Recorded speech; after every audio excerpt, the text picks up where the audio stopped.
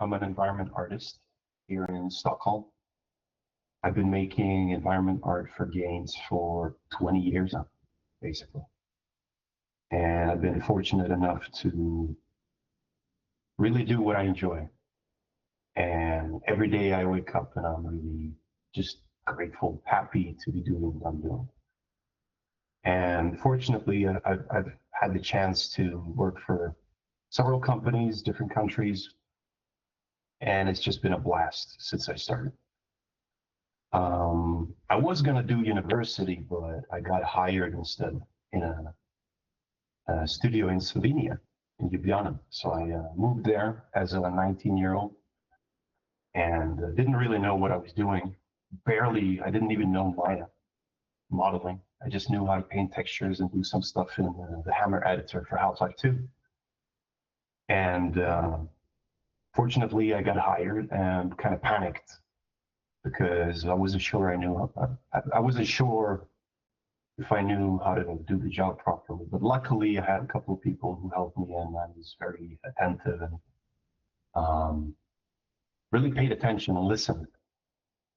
And so that's where this journey began for me. Then after that, worked for Grin, made a couple of projects, Terminator Salvation, Bionic Commando, worked on a Final Fantasy game. Then after that, got an offer to work for Disney-owned studio BlackRock in Brighton to work on Split Second. It's a racing game, which was crazy fun. After that, I was briefly at Avalanche and worked on an unreleased project. But then I worked for Overkill Software, where we made Payday and Payday 2. And Starbreeze, of course. After that, I helped co-found 10 Chambers Collective here in Stockholm. Worked a lot with Ulf Andersson. And after that, I worked at Fat Shark. And I had the opportunity to do fantasy, which I've never done before previously, which was a lot of fun. Vermintide 2, and then, of course, Darktide. And then after that, where I am right now, Remedy, which is very much fun. It's an amazing place to work at, to be honest, with some amazing colleagues. So I'm pretty lucky. I feel very lucky to do what I do. But enough of that. And before anything, I want to give a big thanks to Nikita and the rookies for arranging all of this. And of course, to all of you showing up. So let's get cracking at it. I'm going to go through a bunch of things, and I hope you really just take a breath, make yourself comfortable. Before we dive in, I just want to give a quick disclaimer. This isn't a talk about my own work. This is going to be about you. And what I want to talk about precedes what you have to do to get into the industry. Be it education or a job. This is way more fundamental. I won't be teaching software tools or technical stuff today. I think those things are important, but the mindset you bring to work is what really makes the difference. Not just for your career, but more importantly, I think, for your well-being overall. What I'll share comes from many years of experience, trying a lot of different things that ended up working for me. Most of what I've learned has come through studying.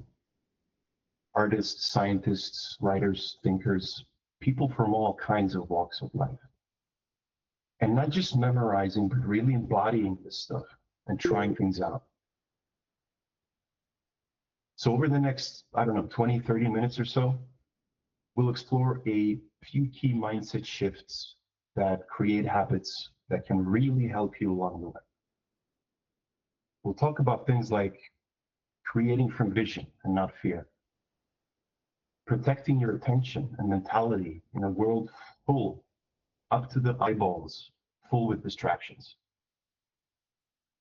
We're going to be tapping into flow and not force, and embracing who you really already are, and kind of growing beyond any limits that you might have. So this isn't about becoming somebody else. It's about becoming more fully yourself as an artist. Because ultimately, you're not just making stuff, I don't know, renders, models, music, whatever. If you really think about it, you're actually tuning your mind and your nervous system. You're shaping your consciousness. I'll be moving quickly, and so none of this stuff is exhaustive by any means. And I'll do my best to be clear. Take what you find useful and just forget the rest, because it probably doesn't matter to you. And by the end, if you have any questions, don't hesitate to drop me a message. I'm always happy to answer. So, shift your focus from doubt to vision. I want to start with something called creative tension and egoic tension. Although not always obvious, this is simply the difference between creating from a deep love for what you're making versus creating from fear, doubt, and perhaps the need to prove yourself. We all tend to forget this now and then. Obviously, me as well. The key to breaking through isn't simply pushing harder, beating your skull against the wall. It's shifting your focus away from egoic tension. Egoic tension is a low-level creative function. It's where most people are stuck. You're externally referenced, taking cues from what happened before, what others are doing, what experts say is possible. You're constantly reacting to circumstance and following formulas that work for someone else. This is sometimes useful, but not our ultimate end. But then creative tension, which is a high-level creative function, it incorporates advanced awareness to see beyond fixed limitations. It's not just seeing beyond how things are, it's having the focus to hold a vision of new possibilities while managing the conflicting energies of your ego and creative and agendas. Creative tension is a very beautiful thing. It's that magnetic pull between a blank scene and the vision what you're trying to create. It can be deeply, deeply energizing and exhilarating. It's like when you start planning a scene in Maya or Blender, not because you're trying to impress somebody on a station, but because you're obsessed with the story, I don't know, the vibe, maybe the setting, maybe the process of creating on its own. I know you're aiming for a job or education, but even then, it shouldn't distract you from the deeper reason why you're doing this in the first place. Let that be your creative tension. In your own way, you're pulled by curiosity and simply the joy of creating. This fills the space in between. It's not egoic tension, it's creative. Tension may sound like a really bad word, maybe, but it isn't. It's actually what fuels growth. It's that gap between the blank page and the finished piece. And the energy that closes that gap is entirely up to you. That is where your artistry lives. Artists get comfortable sitting in that gap, which ironically may feel very uncomfortable sometimes. We hold that tension without collapsing into shortcuts or giving up. And we certainly don't numb it with perfectionism or procrastination. So the shift is this. You stop putting your mental energy into your doubts. And I know, and as simple as it may sound, just forget them. Don't try too hard. Sometimes you just can't think your way out of a thinking box. Stop putting your thoughts and energy into your vision. Not because you should or because of expectation, but because that's where you will hear your own inner voice. That feeling, in my own experience, of bringing something to life purely because it fascinates me is probably one of the greatest experiences in the world. And no amount of AI will ever replace that. And I hope you really remember this, because this is what makes you indispensable. On the flip side, egoic tension, it absolutely drains you if you let it. Am I good enough? Do I belong here? Do I have what it takes? Shit, I have no talent like that other guy. I'm a fraud. I'm not ready. This kind of tension keeps you stuck in loops of comparison, frustration, perfectionism, and avoidance. Then we tend to overwork, and eventually we might burn out. When it's, I don't belong, you might start hiding, maybe acting like you don't care, not sharing your work. When it's, I can't do this, overwhelm creeps in, and you might just procrastinate. It may actually talk you into never trying. And hey, we all fall into this, every single one of us. And I certainly know I have my own baggage. But the difference is, do you unconsciously let it run your creative life? Or do you consciously shift back into creative tension, where all that noise just sort of loses its power? How do we do that?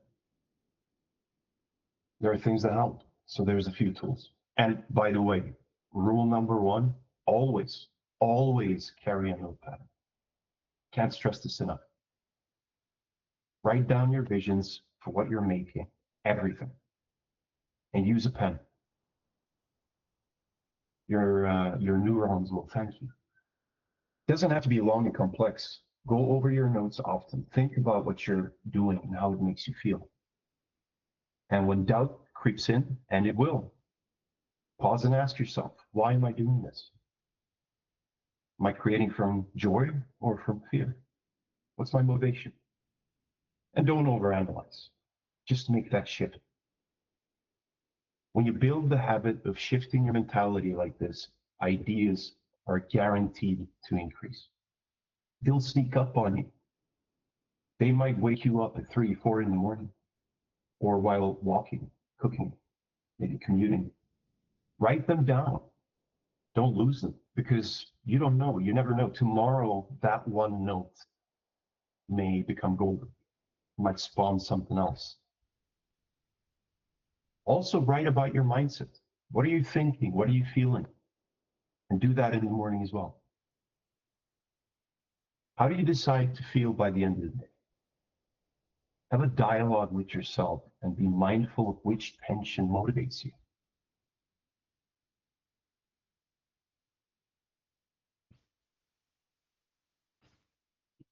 I think we all know this one, but we often overlook it because it's too obvious. Attention is the most valuable currency on the planet. In a world flooded with endless distractions, attention isn't just a productivity tool.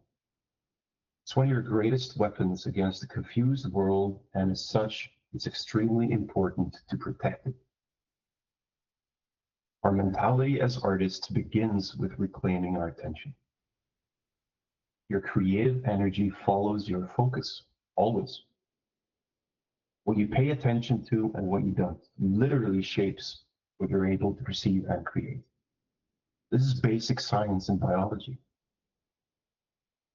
Fragmentation is our biggest enemy, and a distracted mind produces uninspired art. Can't communicate nor listen properly. We can't make inspired work when we're pinging from notification to tab to conversation endlessly. Creativity demands full immersion. It demands its own space, mental space, emotional stillness, digital quiet. Art is born in the in-between, in boredom, solitude, in the moments where you're not doing, you're just being. There's a system in the brain called the reticular activation system. It's a network of neurons in the brainstem. It regulates attention, among many other things. acts as a gatekeeper for sensory information reaching your conscious awareness.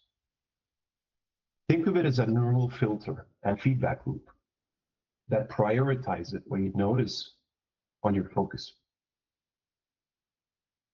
Kind of like Google Ads based on your input. You remember when you saw that beautiful car and then started seeing it all over the place? That's your RAS working, amplifying relevant stimuli. And this thing can be your greatest tool, or it could be your worst enemy. Because if your attention is repeatedly hijacked by fear, comparison, negativity, like doom scrolling, your brain will prioritize to pick up more of it. But by reducing noise and focusing on meaningful stimuli, you can gradually shift that and what your RAS highlights. So when you detox and take a break from the noise, you begin to see shifts in your perception. Your brain's very malleable, so shape it intentionally. You can reset your RAS so you can notice more of those things that move you. Artists tune into inspiration, which is usually subtle and easy to miss in the noise and chaos. If you change what you feed your mind, it eventually starts feeding back better ideas. So what do I do with this? It's quite simple, but not easy. Turn off your phone. No tabs, no distraction, no pings. Look for inspiration. Nature. Quiet moments. And sit with it for as long as it takes. Ideas will guarantee to start flowing. Details will stand out. And your instincts will wake up. You might really get surprised, actually. Artistry mentality is all about deprogramming. You're reclaiming your attention and your mentality from the machine, and you consciously choose to calibrate your brain. And you always point it back towards stillness, curiosity, and beauty. You're so used to filling space, scrolling, multitasking, consuming, reading. But creativity lives in the quiet space, in the emptiness. And it's always there waiting. And when you're still enough, it'll come to you.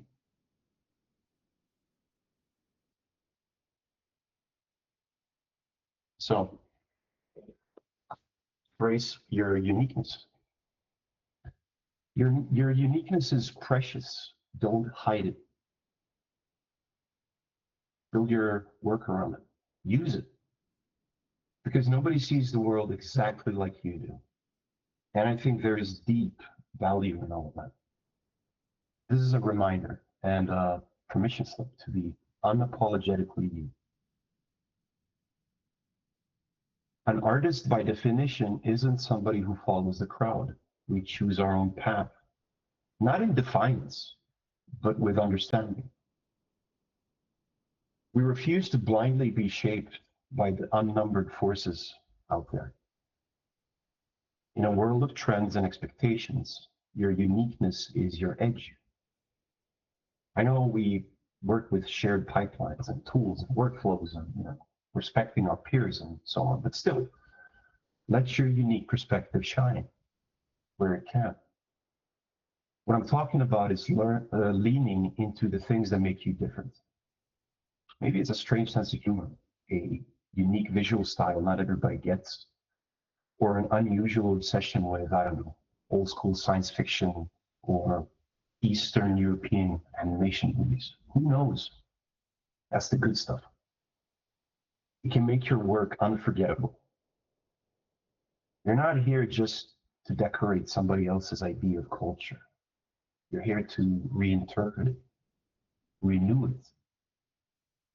So if your cyberpunk city, for example, has a surreal, bright, dreamlike vibe, own it.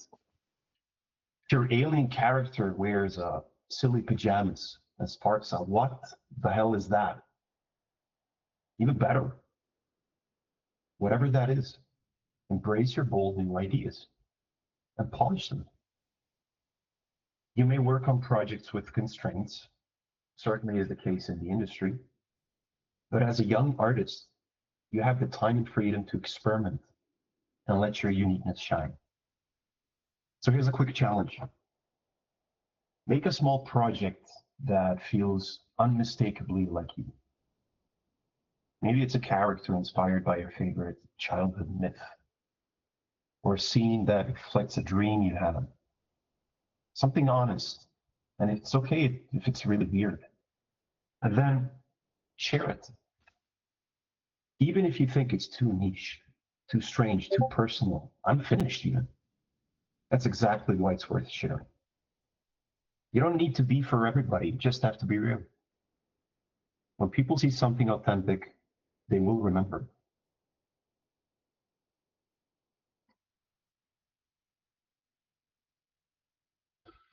Commitment. Let's talk about something that separates the dreamers from the doers. Truth is, waiting for motivation is oftentimes a trap. The muse is great when she shows up, but that doesn't always happen. What is reliable, on the other hand, is your commitment. It precedes inspiration.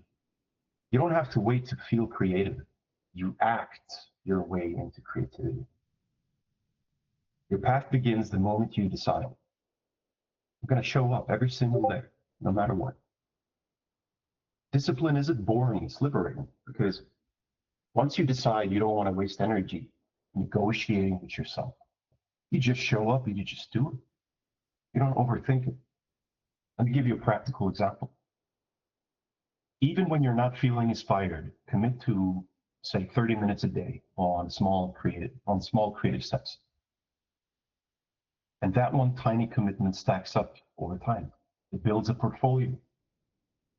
Too many artists sit around and wait for the perfect moment or the right software or to finally feel ready. But that moment rarely comes. Waiting kills momentum. And it's how projects stall and creativity doesn't grow as much. So instead, try this. Create a tiny ritual to start your day. Maybe 5 minutes of just free sketching or writing, or tweaking something you already have just to get into motion. And track your streak day by day. You'll start to feel momentum and a sense of joy that really begins to develop.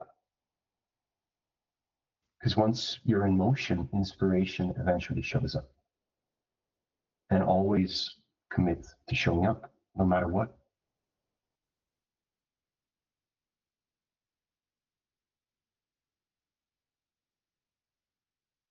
Flow.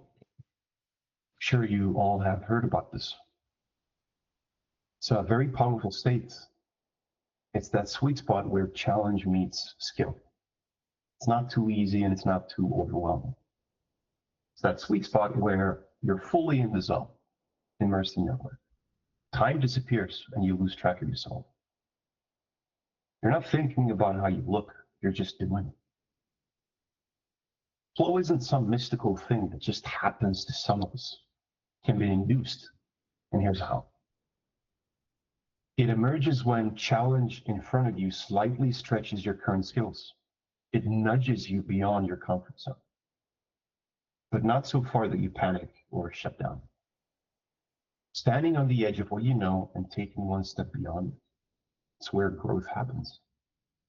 So let's say you're working on reading a character, for example. You don't know every detail yet, but you commit to rigging the arm in one sitting. It's challenging but doable. When it starts to move right, that immediate feedback is just awesomeness. Flow can also thrive on clarity. Sometimes you need to know what you're trying to do right now. Not just the big dream, but the micro goal right in front of you. Maybe it's, let's get this base mesh done by tonight. Or I'm gonna make this one story beat land, and then I'll go to bed. Every time you reach one of those goals, it reinforces that state and keeps you in motion. During flow, the inner critic just fades away. There is no more room for, am I good enough? And the beauty of flow is that it's autotelic, which is a fancy word, which means just do it for its own sake, not for likes, for money, not to impress. You just create for the hell of it. I think that's the healthiest mindset you can have. But what pulls you out of flow? Chasing perfection, obsessing over how that render will be received, getting stuck in comparison or doubt. It takes you out of presence and eventually throws you back into ego tension if you let it. So, to get into flow, break your project into small, doable goals. Tiny wins create momentum, and you should celebrate all of those. And that momentum feeds your flow.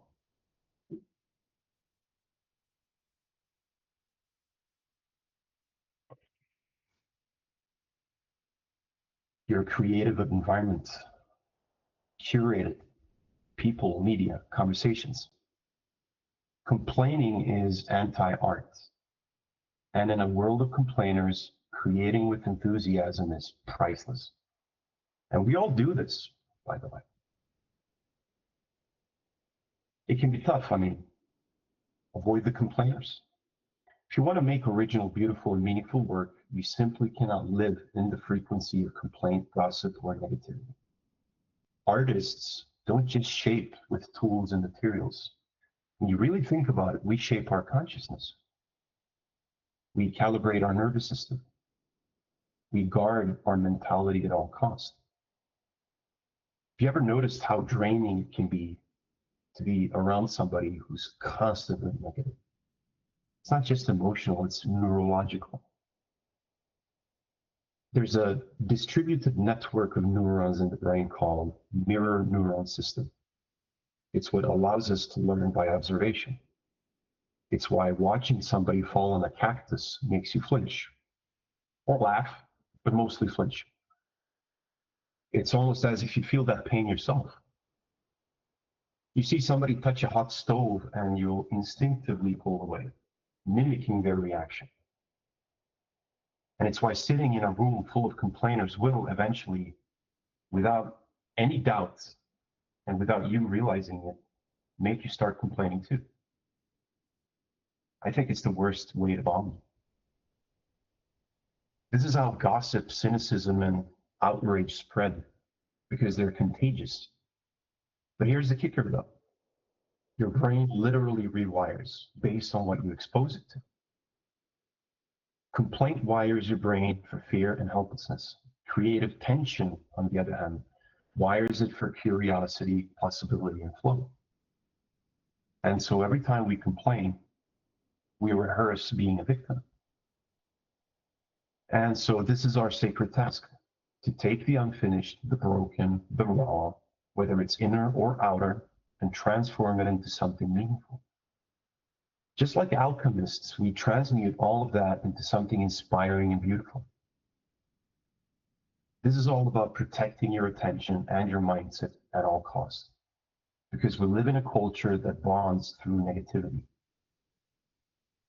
Oh God, the complainers, they drive me mad. I say that jokingly, but seriously, it's an epidemic. Sometimes you have to make the decision just to opt out, even if it means walking alone, because the artist's path is not about fitting in or bonding over destructive shit talk. It's about courage, truth-telling, exploring the unexplored, and world building.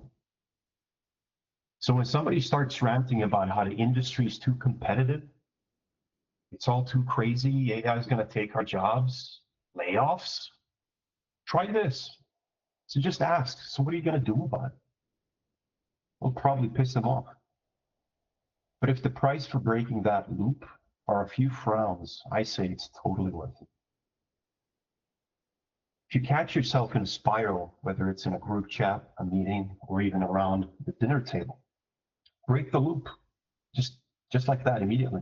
Get up, step away, take a walk, or breathe deeply for a moment. Whatever it takes to interrupt that feedback loop between your sensory input and your mirror neurons. because otherwise you'll absorb all of that nonsense and you'll carry it around with you, and straight into your work it goes. Eventually, you may realize that constantly managing these patterns is exhausting. You'll start curating your circle. Good for you. You'll increasingly surround yourself with people and conversations that nourish your creative mind. I think that's strength and sovereignty. And if you can't find uplifting people, be the one who inspires others. I think we need much more of those in the industry.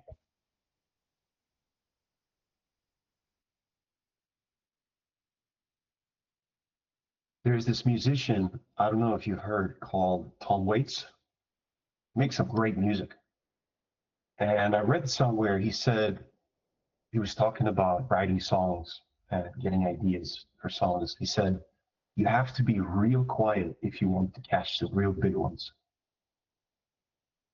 And, you know, with his long career, I mean, all kinds of musicians from all different styles have been cannibalizing his music for many years, borrowing ideas because his music is so original. And this is how he did it. We often think that creativity is something we produce on our own through effort or cleverness, but the truth is, it doesn't simply come from you, it comes through you. The best ideas don't just come by forcing, they come from listening. You listen to yourself, to your quiet surroundings, to silence, maybe the rustling of leaves in the wind. Presence is so important, and nothing trains presence like the natural world. It teaches us composition through the branching of trees, color theory through sunsets and soil, rhythm and timing through waves, bird songs, balance and contrast in every forest edge, every river bank. You want to model a tree trunk? Go out, touch one. You can literally learn how to make great art just by sitting under a tree. And here's a practice. Simply go out in nature. No music, no conversation, no taking pictures, no agenda. Put the phone away. Leave it at home. Let yourself fall into nature like you'd fall into a warm bath. Modern life makes us tourists of reality. We don't do nature. We shouldn't do that. You know, take the hike, snap an Instagram picture. As artists, we don't just observe life, we fully engage with it. You're not just shaping 3D models or textures, for example, you're shaping your perception every step of the way. And if your perception is dulled by disconnection, your work will suffer. And nature restores your system. It lowers your stress, boosts serotonin, sharpens focus, sparks creativity, clears mental clutter, and resets your emotional baseline. No Wi-Fi required, free of charge. Because when you tune into nature, you tune back into yourself and calibrate your inner nature. When you listen deeply, the world sings back through you, revealing details you otherwise miss. So here's your task. Go barefoot on the grass. Watch the wind in the trees. Take a 10-minute walk without headphones. And just breathe. Just look, smell, touch, nothing else. Even if you're just looking out the window at a tree. And make it a habit. Schedule nature like you schedule work, because your creativity depends on it. And as Tom Waits said, the quieter you become, the more you hear.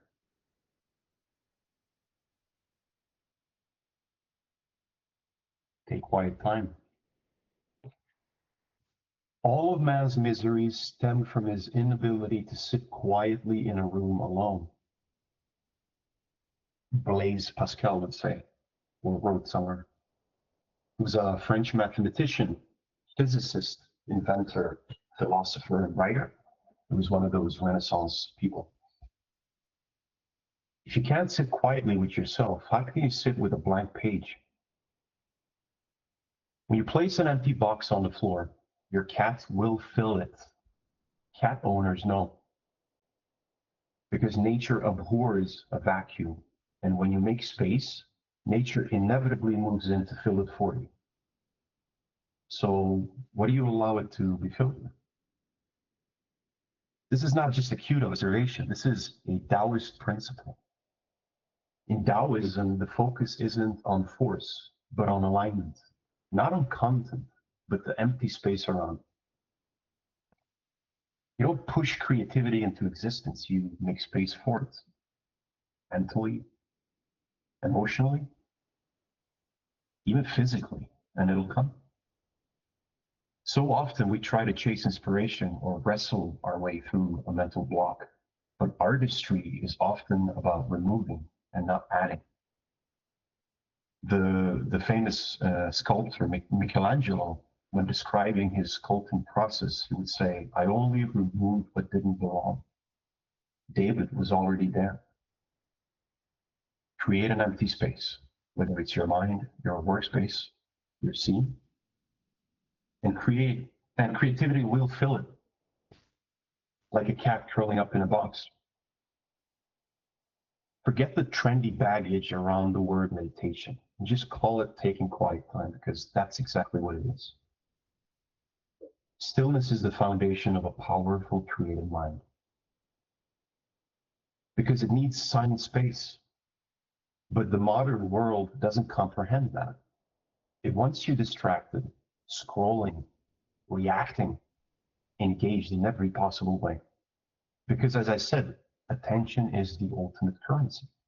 And if your attention is hijacked, your creativity is too. Artists aren't just people who make things. They're people who listen deeply to the subtle, to the symbolic, to the invisible, whatever that is. And that requires quiet and patience. Taking quiet time isn't just a side hobby. It can fundamentally change your life. So try 10, 20, maybe 30 minutes of stillness in the morning before anything. No screen, no playlist. Famously, Da Vinci was known for staring at a blank wall for hours and hours a day. He would just sit there and see all this crazy stuff. So sit there and ask a question, but don't rush for answers. Let your subconscious and your intuition, your deeper intelligence take over. Let the ideas rise up from within in its own time. And always, always, always, always have an impact. Creativity really is a collaboration between your conscious mind and the deeper parts of your being that your waking mind rarely has access to. And it doesn't just happen by chance, or to a few of us sometimes. This is training. You learn to wait patiently, and you learn to trust. You learn to create the internal conditions where insight has no choice but to appear. And here's a truth that no teachers in any art school will tell you. You're always meditating on something. If you fall asleep thinking about failure or fear, you will rehearse that, and your body will listen to it. Because your mind and body are connected. What you focus on shapes both, and vice versa. But if you fall asleep imagining that brilliant work completed, and you feel that excitement, your subconscious begins to work with you. I think nighttime matters a lot. Believe it or not, forgiveness before sleep, because vindictiveness, envy, it'll just close you down. Gratitude before sleep. I think few really understand what gratitude does for you, practically speaking. Cultivate it, because your nervous system always listens. This is neurochemical. Visualizing your best work done, not just how, but also the feeling. This isn't some weird woo, by the way. This is neuroscience. People who meditate consistently think more clearly. They solve problems faster, resist distraction better. They have higher cognitive function. And yes, they, of course, create better work. Let me break down two key meditation modes. Concentrative or concentration. This is tight focus. It's active, perfect for mastering technical skills. Decentrative, and I don't even know if that's a real word, decentration. This is open presence. It's passive, letting the mind wander a bit in silence. It's where breakthroughs and original ideas come to you. When you practice this, make sure to alternate between the two. Concentration is like talking to your mind, but decentration is when you listen to it speak back to you. I think it's like breathing in and out. Develop your own rhythm. Great artists switch between both. They drift and sharpen. That dance is where flow lives. So before your next modeling session, just sit 5 minutes. Try it out and just breathe. Visualize that final image and clear the clutter. And listen to what comes back to you, and then begin work. Try grounding, calming music to focus your mind. Or take a few deep breaths to reset your energy. I'm not kidding. It can literally reset your nervous system, and you'll feel completely differently about yourself. Try breathing exercises, or maybe even a cold shower, and then go and sit in silence, and then begin work.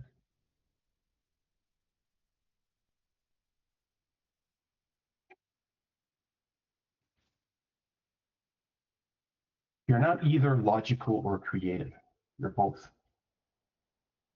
And your greatest art comes when you trust that. This is all about integration, bringing together parts of yourself that the world often tells you are separate. We've all heard it. Were you the creative type or the logical type? Were you the dreamer or the doer? The truth is you're not either or, you're both. Popular culture loves this right brain, left brain myth, but neuroscience shows that that's not how it works. Creativity isn't limited to one hemisphere. Creative states, they activate the whole brain. Imagination, emotion, logic, analysis, memory. A painter captures an abstract idea from intuition and emotion, but then needs discipline, knowledge of composition, perspective, and technique to make it all come alive. Once you've dreamed up a bold idea, you need to ground it with structure and technique. You might dream up fantastical creatures, but it takes rigging, topology, planning, and animation to bring to life. I think the best artists dream boldly and they build precisely. They combine wonder with workflow, imagination with execution. Again, our culture often forces the false choice, false dichotomy. Be a starving artist or a responsible adult and get a real job. I think this mindset kills creativity. The real artist asks, what do I long to express? And how do I shape it, structure it, and then share it with the world? One part dreamer, one part builder. And when they work together, that's mastery. You don't need to choose between chaos and order. You'll learn to dance between them. So here's your practical takeaway. Next time you start a project, don't just wing it or plan it to death. Start with your vision. Sketch something bold, intuitive, and weird, and then build your structure. Think through all your technical details, or even go backwards. Start with discipline and set a constraint, like specifically designing, with Norse fantasy setting in one day, and let your intuition work with it and see what happens.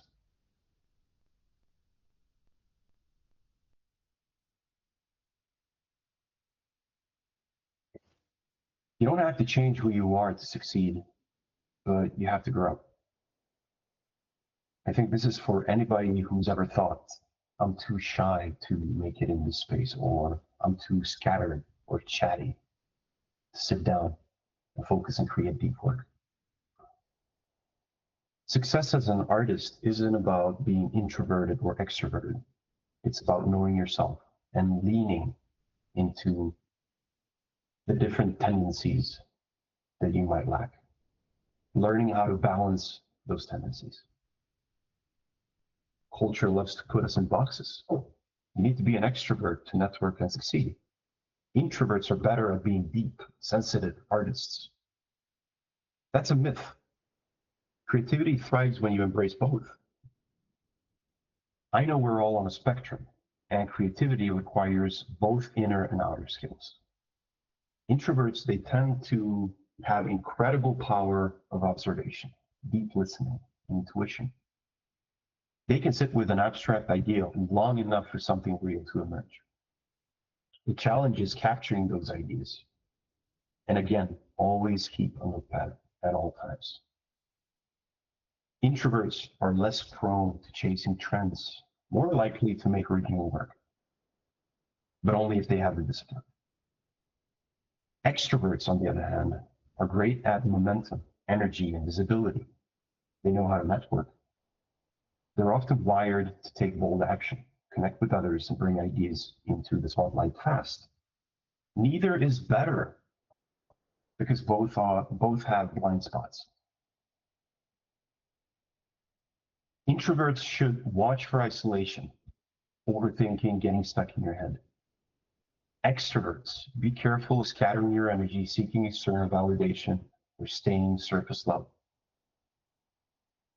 You don't flip your personality, you just stretch it. You borrow from the other side when you need it. So if you're an introvert, share your work in progress. Approach somebody and start a conversation. If you're an extrovert, uncomfortable with sitting with yourself, maybe try spending one silent hour refining your work on your own. No distractions. Learn to sit with yourself more comfortably. Honor your natural rhythm and stretch when needed. We step out of our comfort zone not to change ourselves, but to grow who we are. And here's my challenge to you. So this week, identify your dominant style and do one action from the other polarity. Just one. This polarity balancing challenge helps build creative momentum. It encourages you to step outside of your dominant style, introvert or extrovert, and take one small step, one action from the opposite polarity. Doing so increases self-awareness, activates underused parts of your brain for greater balance and adaptability. It disrupts routine patterns, creates healthy creative tension, and opens you up to unexpected insights and inspiration. This stretch may feel uncomfortable, but that discomfort is exactly what fuels growth.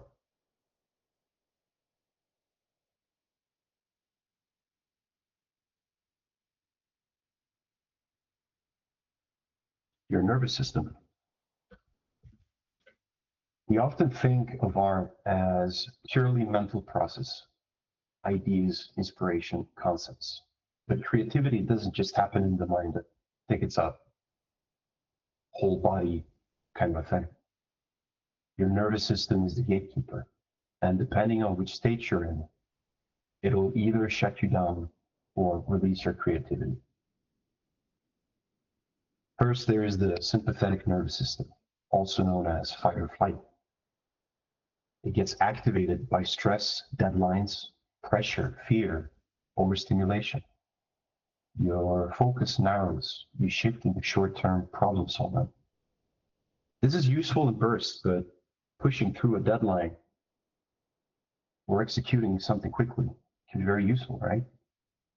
But as a default mode, your creativity suffers, and so does your health. In fight or flight, the brain stops exploring and starts protecting. You get tunnel vision. You stop taking creative risks. You revert to what's safe and familiar. Now compare that with the parasympathetic nervous system. Safety, openness, curiosity, presence. Your heart rate goes down. Your breathing deepens. In this state, you can access flow. You can connect ideas. You can feel into your work. You can tolerate uncertainty and explore new territory. Because creativity doesn't just come from merely pushing harder, it comes from being regulated enough to receive. Now, this doesn't mean you have to be in full Zen mode all the time. Great creativity actually comes from oscillation, the movement between relaxed idea generation and focused execution. So what do? There's a simple, powerful practice to shift your nervous system. Breath work. Breathing exercises do wonders. Prank your colleagues or classmates. Play, laughter, movement, or time in nature. And then shift back to focus. Rinse and repeat. Even something as simple as a walk or turning on music and dancing for a minute can flip the switch from stress. There's this guy, I don't know if you've heard his name, Jonathan Blow. He's the guy who made Braid and the Witness games. He said once during a talk how he enjoys going out to dance. And that during those moments, he would get flashes of inspiration. That's somebody who has calibrated their nervous system and who's in touch with their creative flow. If your body feels safe, your imagination comes online. If your body thinks it's in danger, it'll suffer.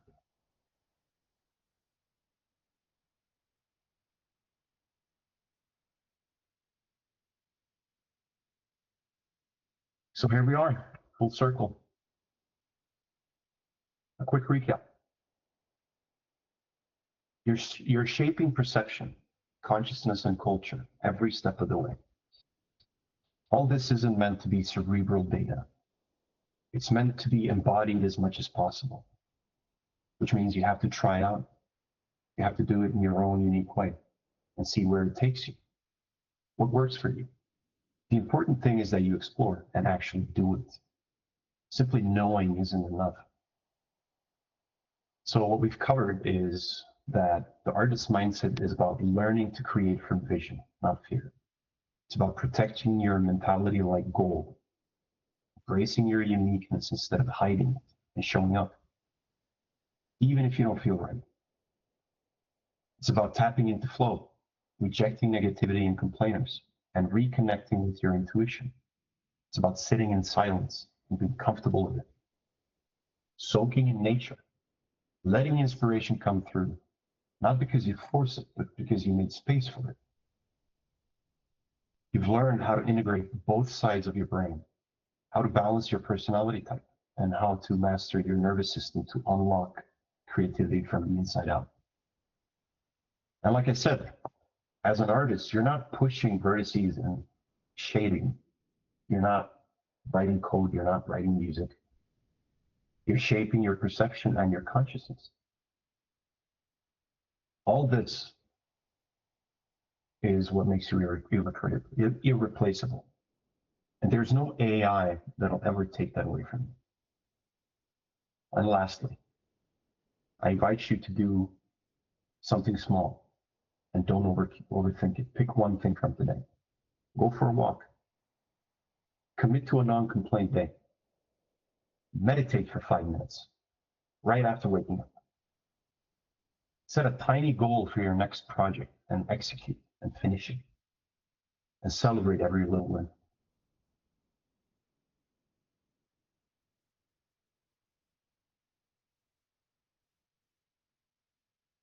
And lastly, I want to leave you with this. I don't know if you've ever heard of Charles Bukowski, but I think he's one of the greatest writers, if you ask me. Very weird guy, but he definitely knew how to write. So your life is your life. Don't let it be clubbed into dank submission. Be on the watch. There are ways out. There is light somewhere. It may not be much light, but it beats the darkness. Ye own the watch. The gods will offer you chances. Know them, take them. You can't beat death, but you can beat death in life sometimes. And the more often you learn to do it, the more often light will be there. Your life is your life. Know it while you have it. You're marvelous. The gods wait to delight in you.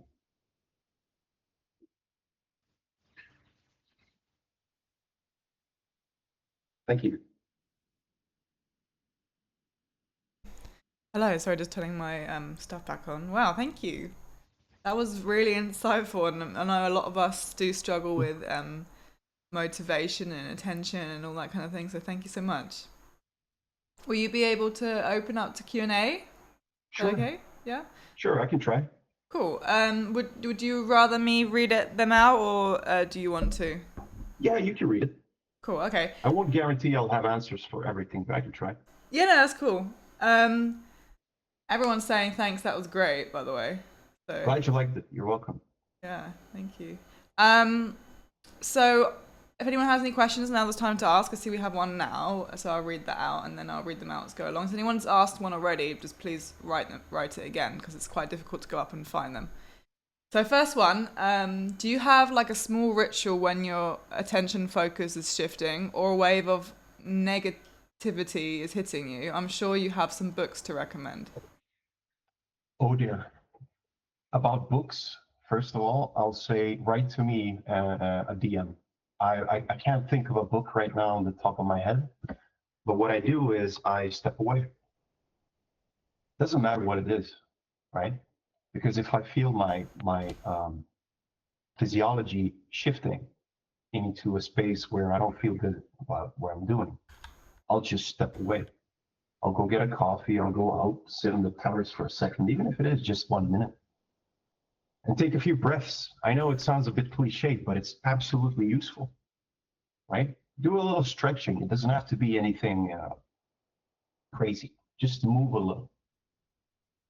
And, Google it. There's a lot of cool things you can do. And there's no, one size fits all kind of a thing. You'll find some of these things that work really well for you. Cool. Yeah, thank you. Is it alright if I put your LinkedIn there? Is that a good place that people could contact you? I've got it here. Well, If I can put it there, if you like. sure. I mean, I can type my email address. Okay, email. That'd be cool. Wait, because I don't use Google Meets that often. Where do I type? So there's a little bottom yeah. right chat button. Do you see that? There we go. Yeah.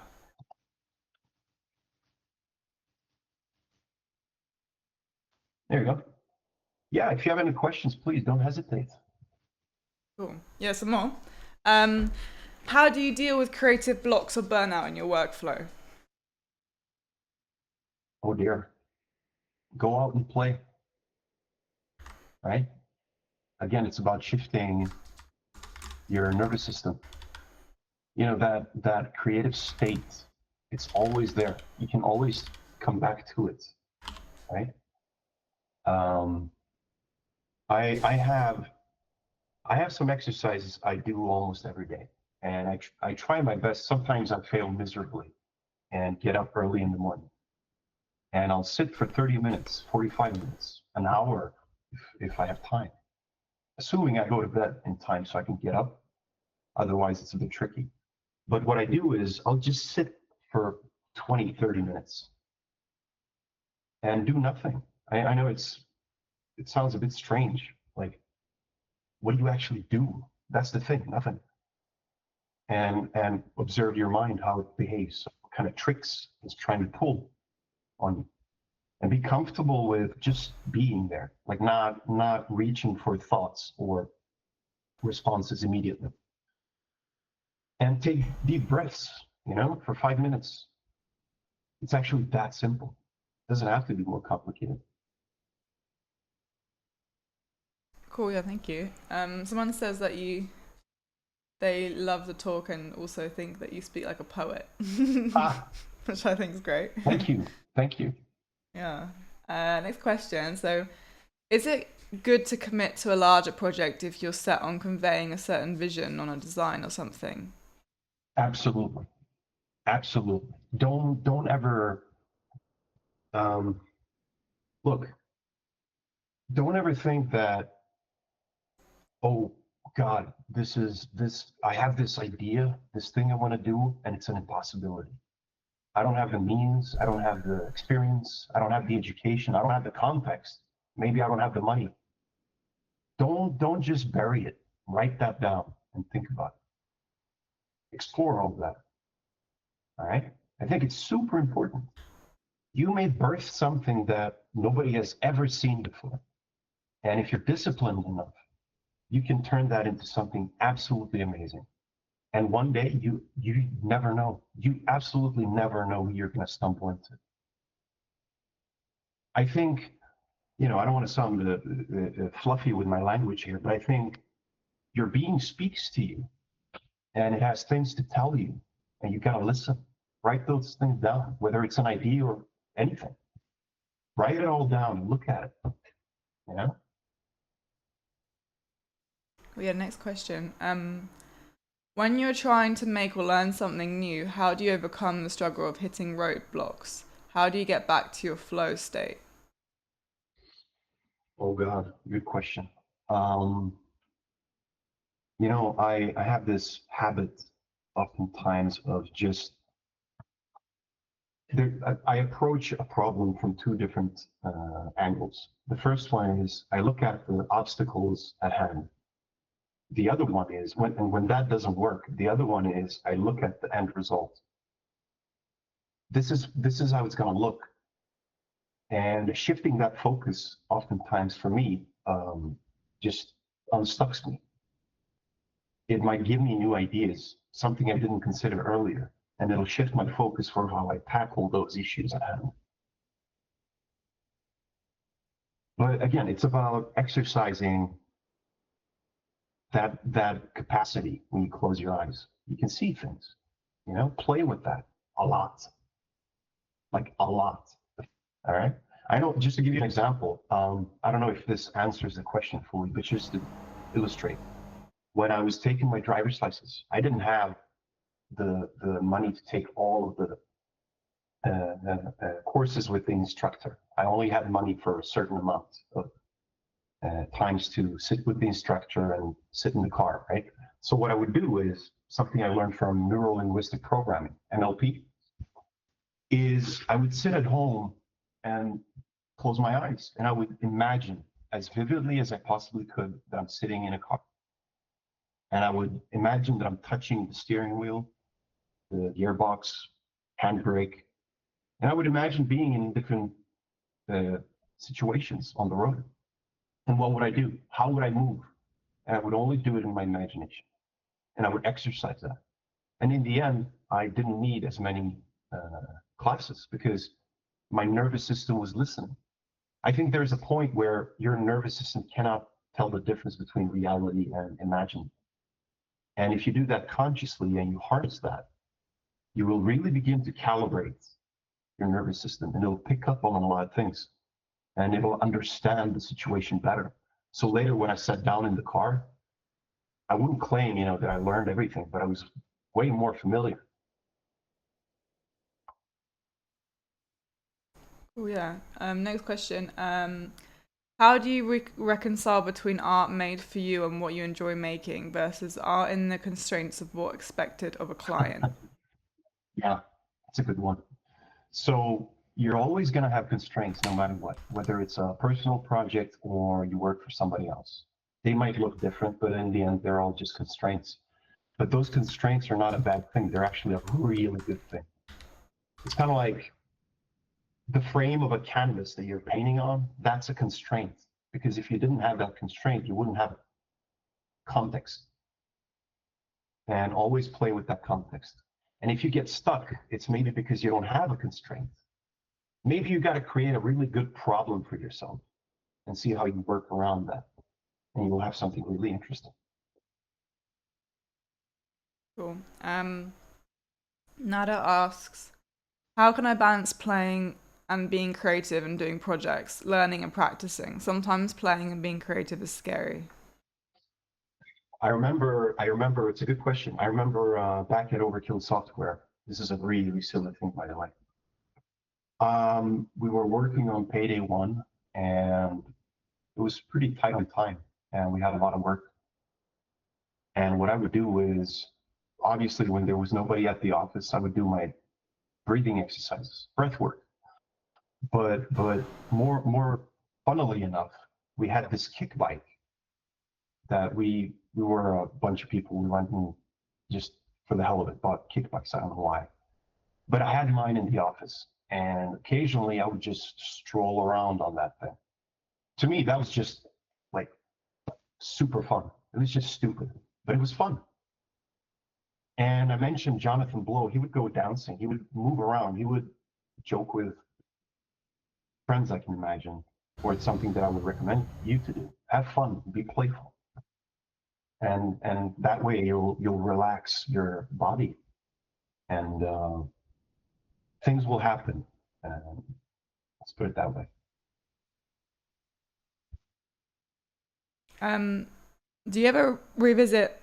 Sorry. Do you ever revisit your older projects to reflect on how far you've come? If so, is there a particular project that stands out to you and why? Yeah, it's sometimes embarrassing, hurts to watch all that old stuff, but it's interesting. I mean, I don't know if you've noticed. I know this is the case for me, where when I'm working on something and what I'm thinking about, or the music even I'm listening to, has a sort of impact or creeps into what I'm doing. So later, when I revisit that, all those thoughts and that music comes back to me, just like that, right? And I don't know, it's God, I don't know how to answer that adequately.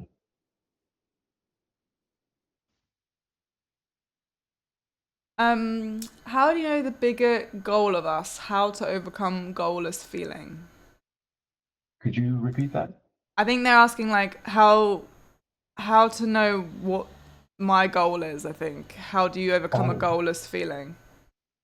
right. Well, maybe I'm just speaking for myself. My understanding is you have to get comfortable with who you are, what you really believe, what really moves you, these kinds of things. And it starts, at least it did for me, from a very abstract place. And it's not something I can articulate for anybody else exactly, but that's where it started for me. And it's partly feeling, it's partly enthusiasm. Could be anything. I mean, look, it could be completely unrelated to your field, but it might be something that you could indirectly somehow squeeze into it and use that as force, or as fuel rather. Um, so what your goal should be, I mean, it's tough to answer. I mean, you want to get into the industry. There's a lot of stuff that you have to do. You gotta. I know I said, don't worry too much about proving yourself, but at the same time, I know you got to build that portfolio. You got to demonstrate your skills. But your goal, as I said, could be completely unrelated, and it could be the fuel that helps you build that portfolio.